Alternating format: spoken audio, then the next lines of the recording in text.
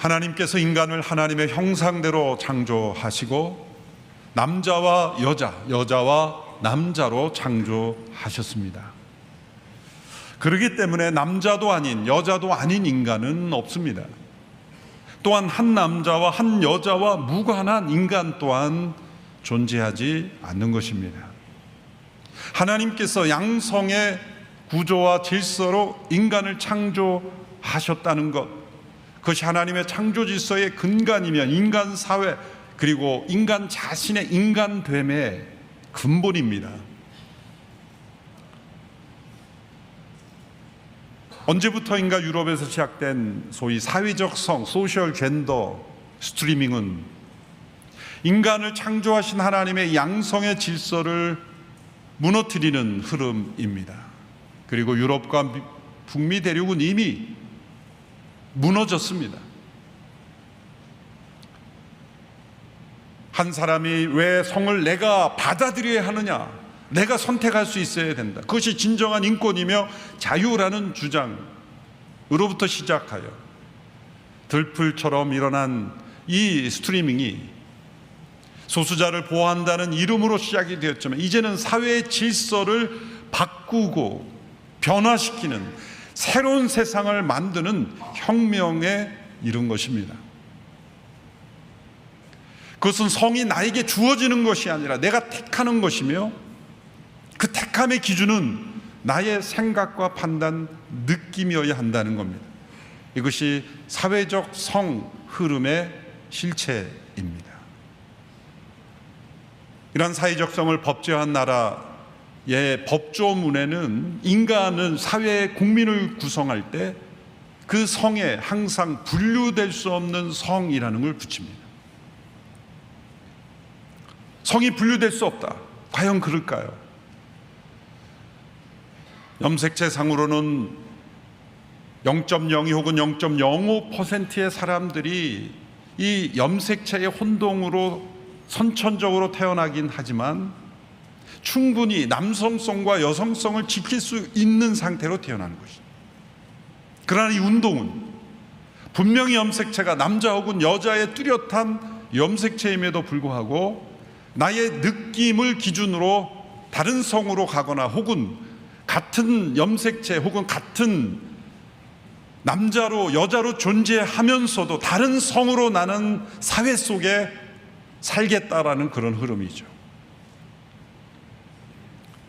우리나라는 아직 이것이 법제화되지 않았기에 도대체 이게 무슨 말인가라고 여겨질지 모르겠지만 유럽과 미국에서 일어나는 일들을 보면 소위 분류될 수 없는 성이라는 것이 사회적 성으로 법제화된 나라에서 일어나고 있는 엄청난 혼란은 이루 말할 수가 없습니다. 그리고 그 나라에서 살고 있는 많은 목회자들, 신학자들을 만나면 우리가 이런 세상이 될 줄 모르고 우리는 침묵했고 또 동의해줬다. 소수자들을 보호한다는 그 취지가 나쁜 것이 아니기에 우리는 반대하지 않았는데 이런 세상이 올 줄 우리는 꿈에도 생각하지 못했다. 그런 세상이 어떤 세상입니까? 영국에 오랫동안 수십 년 사역하신 선교사님이 몇 주 전 저에게 메일을 보내왔습니다. 영국에서 실제 일어난 일입니다. 뉴스페이퍼를 저에게 첨부로 보내준 거예요. 한 수학 선생님이 여학생반을 지도하고 있었는데 그 여학생반이 수학을 잘한 것 같아요. 선생님이 기분이 좋아서 학생들에게 칭찬을 했습니다. Well done, girls. 여학생반이니까.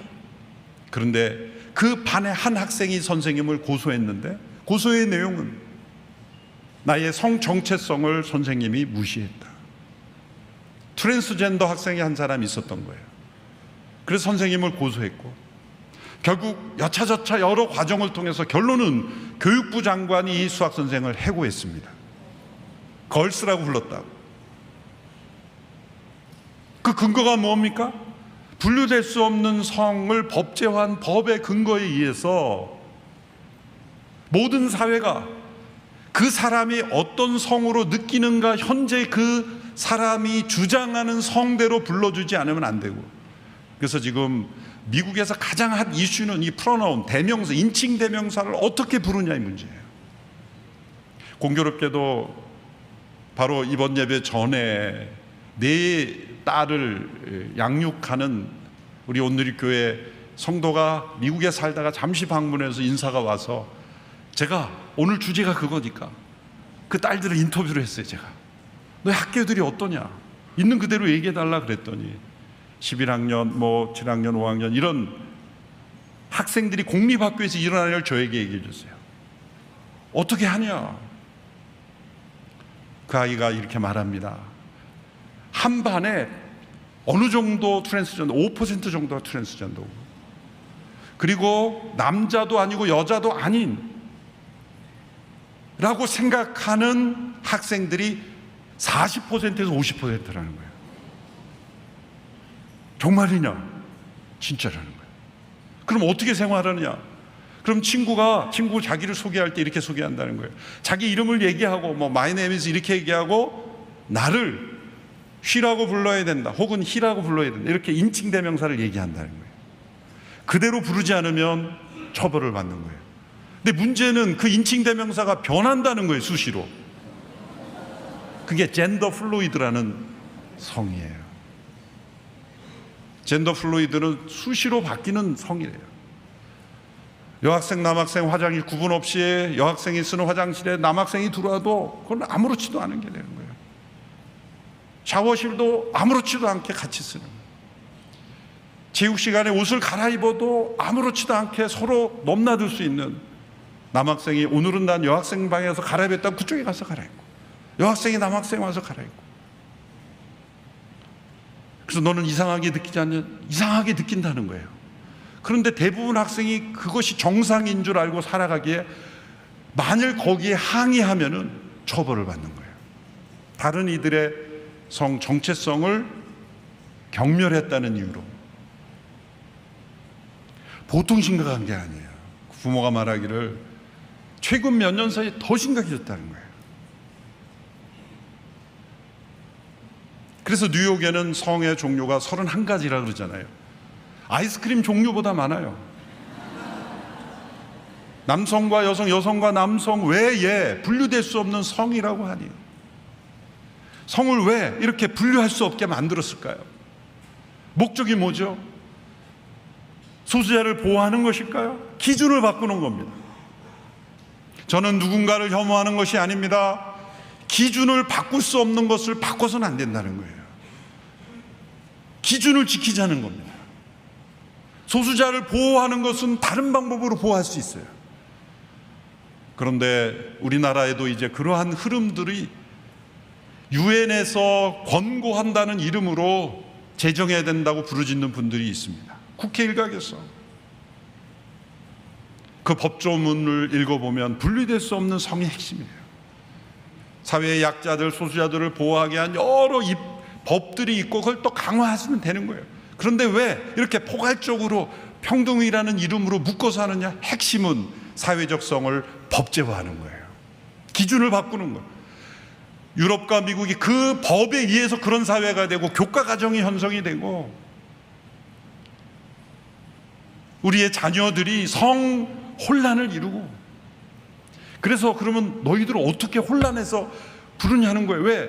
매일마다 이 남성과 여성의 그 주장이 다른데 어떡하냐? 그래서 아이들이 개발하는 게 있대요. 무조건 데이라고 부르는 거래요.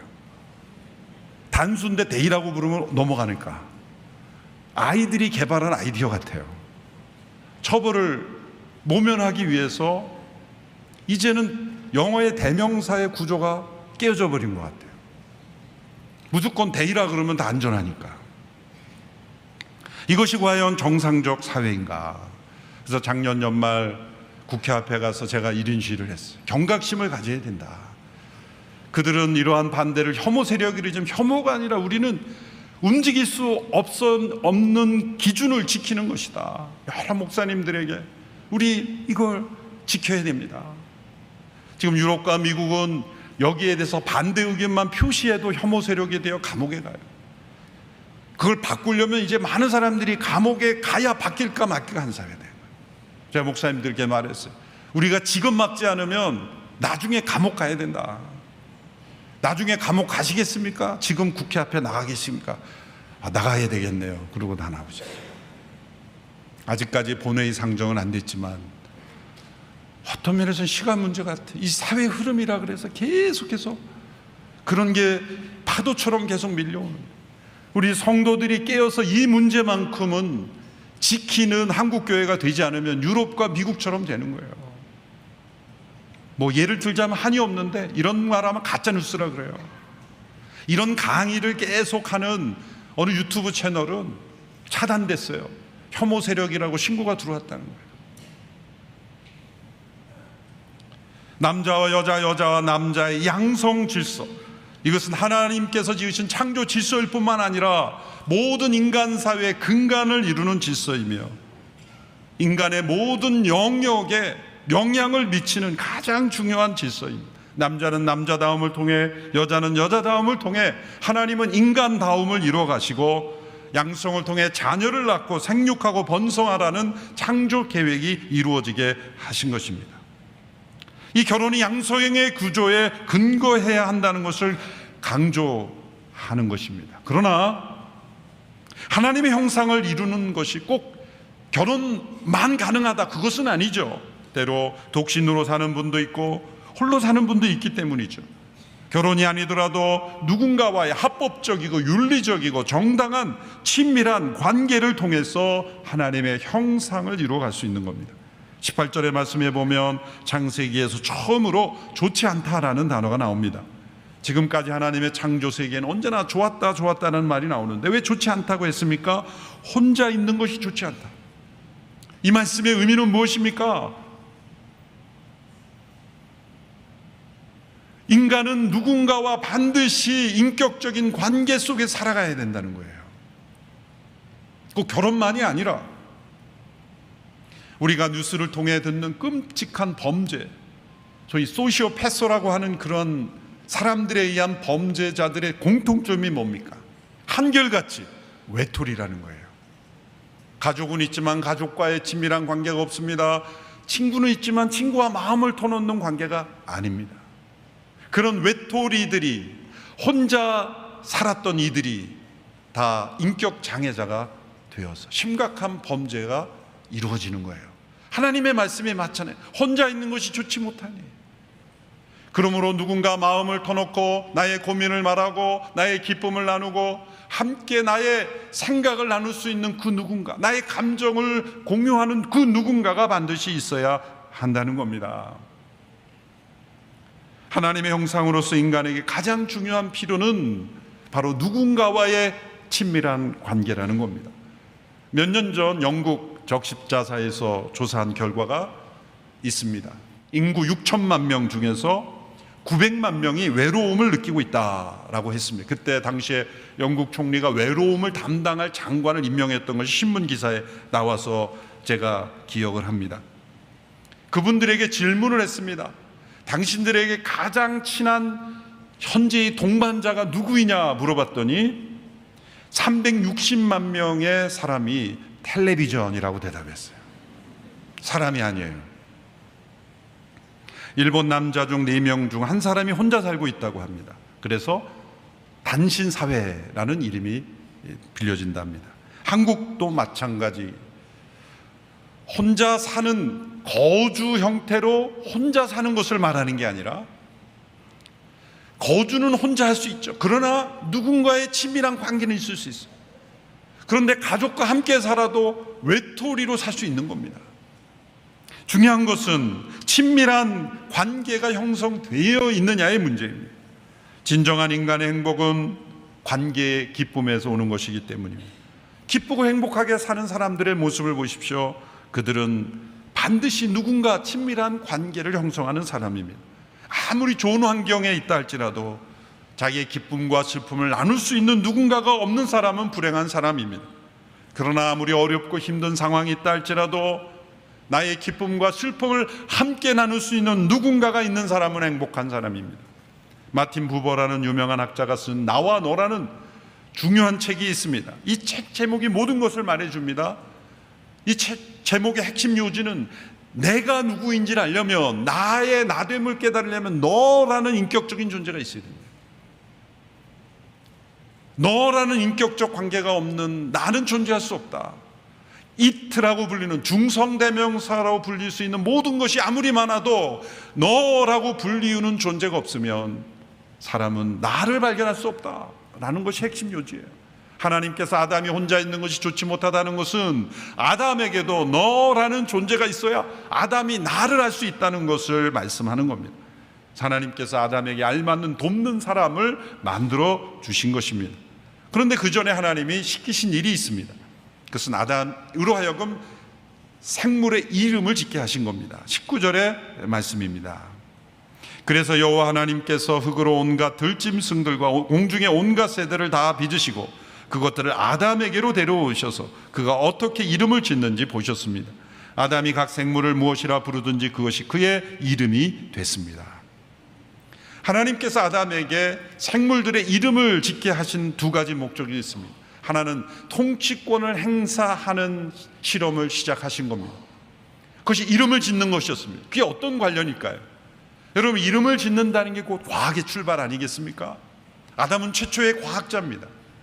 과학이란 무엇입니까? 어떤 현상을 발견하여 이름을 부여하고 그것이 또 다른 현상과 어떤 연관이 있는지를 밝혀내는 게 과학이 아니겠습니까? 그런데 그 과학이야말로 인간이 만물을 통치할 수 있는 가장 소중한 능력인 겁니다.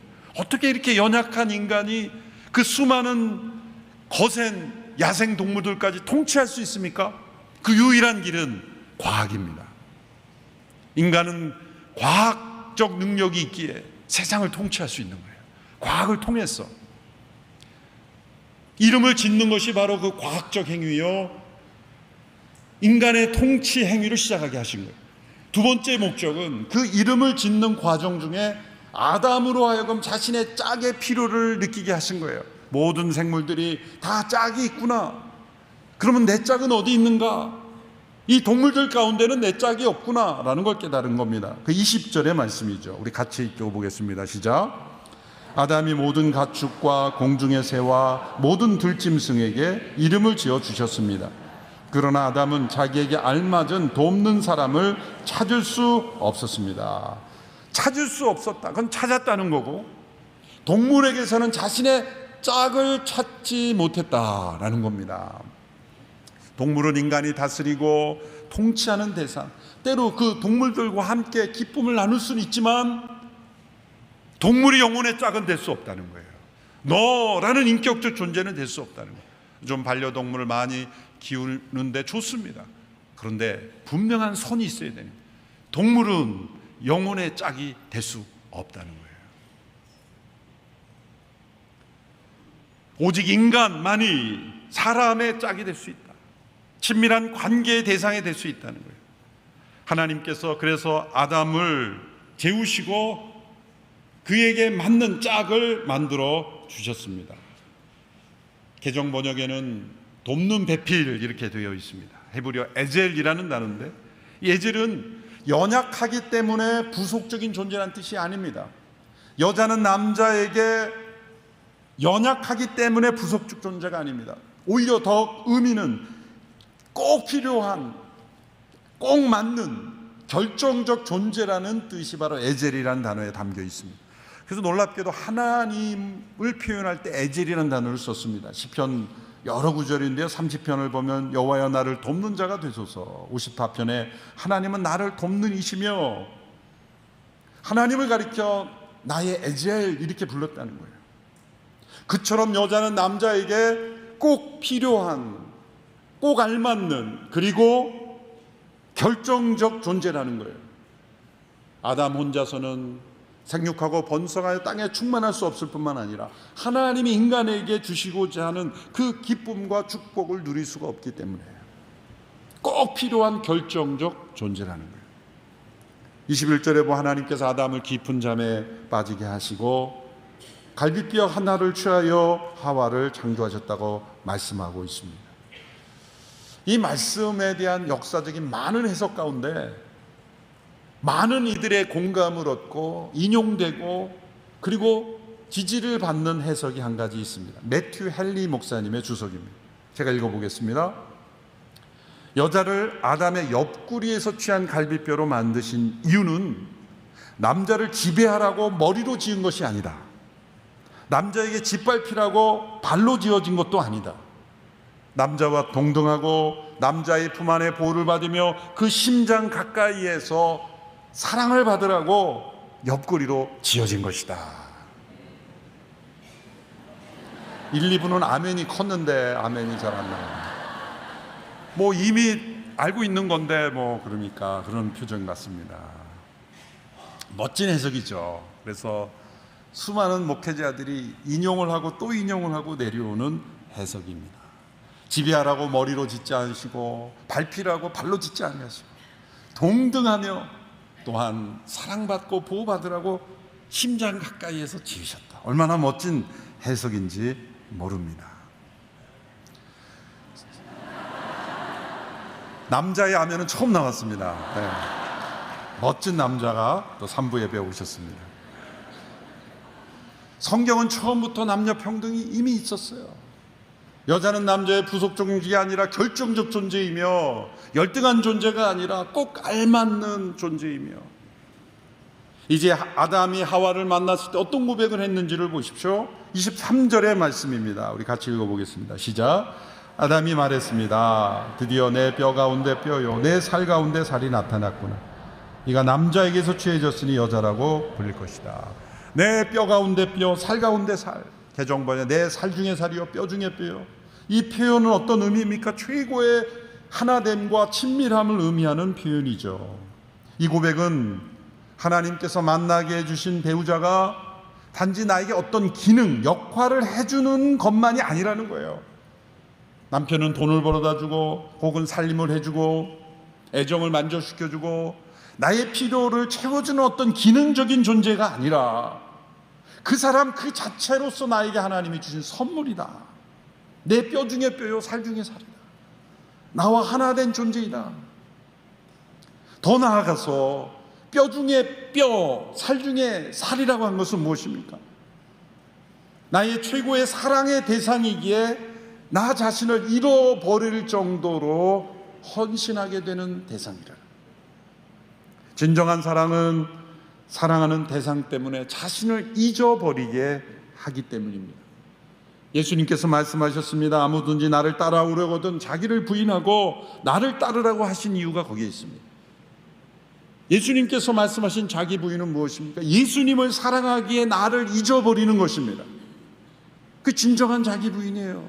자기를 고통스럽게 하는 게 아닙니다. 오늘 우리 교계 목사님 모임에서 다들 대부분이 목사님들이 혼자 왔는데 어느 목사님이 이렇게 사모님을 모시고 왔어요. 그래서 우리 그냥 부부 모임 아닌 줄 알았는데 어떻게 모시고 왔냐 했더니 그분이 예수님께서 말씀하셨냐, 나를 따라오든 자기 부인하고 나를 따르라고 하셨더냐. 또 그렇게 해석을. 하여튼 목회자들이 보면 어떻게든 말씀을 인용해가지고 자기 변호하는데 아주 능수능란합니다. 어쨌건 사랑하는 대상을 위해 자기를 부인하는, 자기를 잊어버리는. 우리 온누리교회 전도 집회 패러다임을 맞춤 전도라고 합니다. 제가 이걸 지금 신학적으로 성경적으로 지금 글을 좀 정리하고 있는데 20여 년 전에 시작된 이 맞춤 전도가 처음 시작될 때 연령별 이렇게 시작을 했어요. 제가 2002년도에 미국 가기 전에 1년에 4번씩 이렇게 집회를 했어요. 3개월에 한 번씩. 그것도 3일간. 요즘에는 1년에 한두 번 하기도 힘든데 그때 1년에 4번씩 해서 그때 저에게 붙여진 별명이 있어요. 우리 성도님으로부터. 그 별명이 양떼를 소떼 만드는 목사다, 이런 별명이었습니다. 근데 그때 60세 이상의 어머니들을 전도하는 집회를 했어요. 20년 전이니까 그분들이 지금 다 80세 이상의 어르신들이죠. 여성들. 믿지 않는 분들 가운데 10명 정도의 여성들을 이렇게 어떻게 수소문해서 인터뷰를 했어요. 그것은 그분들의 고민, 필요를 알기 위해서요. 요즘 무슨 생각하십니까? 무슨 고민이 있으십니까? 그런 질문을 던져서 거기에 맞춰서 우리가 복음과 연결하려는 거죠. 그런데 그분들을 인터뷰한 내용을 다 보니까 놀랍게도 공통점이 자기 이야기가 없는 거예요. 그래서 인터뷰한 분에게 왜 자기 이야기를 해야지 왜 없냐 했더니 그렇지 않아도 제가 이야기를 해보라 그러니까 남편 얘기부터 시작해서 자녀 얘기하고, 그래서 본인 얘기를 좀 해주세요 그랬더니 우리 손자가 말이죠, 이렇게 자꾸 넘어가는 거예요. 10분 모두가 그랬다는 거예요. 그래서 자기 얘기가 없다는 거예요. 그래서 안타까워하는데, 그러고 보니까 그분들의 이야기가 바로 이거예요. 그거 뭡니까? 남편 바라고, 자녀 바라고, 또 손주 남은 손주 바라고, 자기를 잊어버릴 정도로 자기 부인으로 살아간 거예요. 사랑하는 남편, 가족을 위해서 자기를 잊어버린 거예요. 자기의 고민조차 잃어버린 거예요. 그 중에 한 분은 6.25 전쟁 때 자진해서 입대한 분도 있더라고요. 나라 지키겠다고. 뭐 가족과 나라 민족을 위해서 자기를 잊어버릴 정도로 희생한 분들인데, 그분들이 자기를 잊어버린 것일까요? 놀랍게도 그러한 분들의 헌신과 희생으로 대한민국이 있는 것이고, 그분들은 자기를 잃어버린 인생이 아니라 놀랍게 자기를 성취하고 발견한 분입니다. 그분들 가운데 그 많은 고생과 희생을 한 분들 중에서 인생을 한탄하거나 불평하는 분이 없었다는 거죠.